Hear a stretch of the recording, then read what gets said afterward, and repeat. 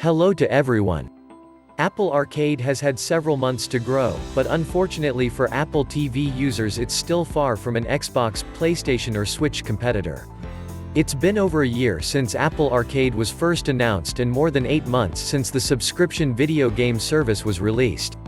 One of its big pitches is the ability to play its library of games not only on your iPhone, iPad or MacBook, but also on your couch at home with the Apple TV. I last looked at Arcade for Apple TV in October, paying special attention to how it plays on the big screen. Now, with the coronavirus leaving everyone hungry for new home entertainment, I decided to give it another spin to see how the platform has grown.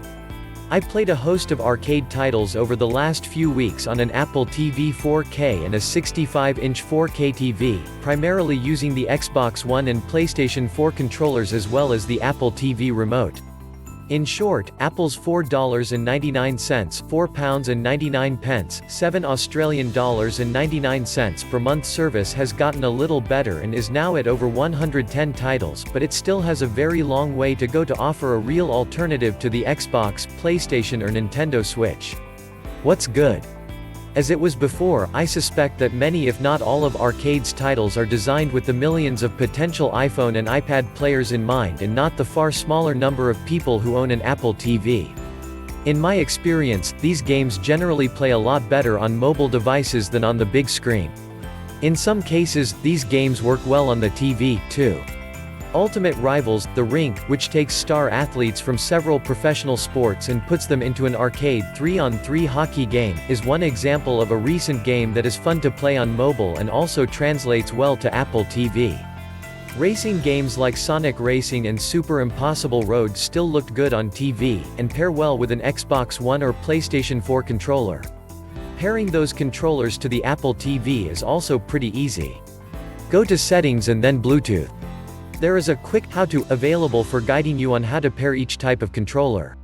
For the Xbox One, that means holding down the main Xbox button and the Connect button at the top, or the Share and PlayStation button on the PS4 remote. You can also pair other controllers that are MFI, aka made for iPhone, certified. Apple's software will automatically map the proper joysticks and buttons for each game, with the in-game controls similarly changing to adapt to your device. You can even use the Xbox or PS4 controllers to navigate the regular Apple TV interface.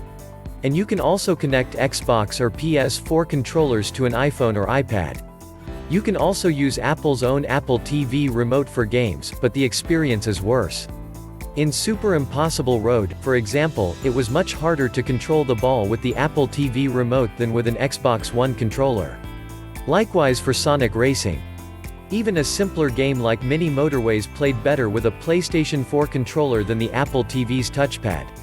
Interestingly, and a sign of the platform's maturity, an increasing number of games on the Apple TV require a third-party controller. Arcade has other good points, too. Load times, for the most part, were also fairly quick, as were download times over my Altus One connection in New Jersey. Compared to other gaming services, the $4.99 price is relatively cheap and like Apple Music, TV Plus, News Plus or iCloud can be shared with up to 6 members of your family through Apple's family sharing feature. What still needs work, graphics and game selection. Although there's plenty to like with Apple Arcade on Apple TV, those hoping it will turn the Apple TV into a miniature Xbox, PlayStation or Switch will be disappointed. 8 months after launch, the biggest problem is that there just aren't a lot of great games that take advantage of the TV. I'll start with graphics because a big TV is much more revealing than a tiny phone screen. Nonetheless, some games like Sonic, fighter game Hyper Brawl and Super Impossible Road translate really well to the big screen, with Sonic Racing still looking and playing like a Mario Kart knockoff. It actually plays more like traditional Mario Kart than the Mario Kart Tour mobile game. Other games, not so much. Playing Oceanhorn 2, Capcom's Shinsekai Into the Depths and Beyond Blue, the graphics reminded me of an iPhone or Switch game blown up to a big screen 4K TV. They lacked the crispness I saw on the small phone screen. Adventure game Oceanhorn 2 and ocean exploration game Beyond Blue were particularly disappointing. I tried more than a dozen games and none had graphics that came close to the realistic images of a PlayStation 4 or Xbox One. Many weren't as smooth either. Playing The Rink, Shinsekai and Hyper Brawl, for example, I experienced moments of lag and frame rate drops that would be tough to forgive in a major console. Thanks for watching.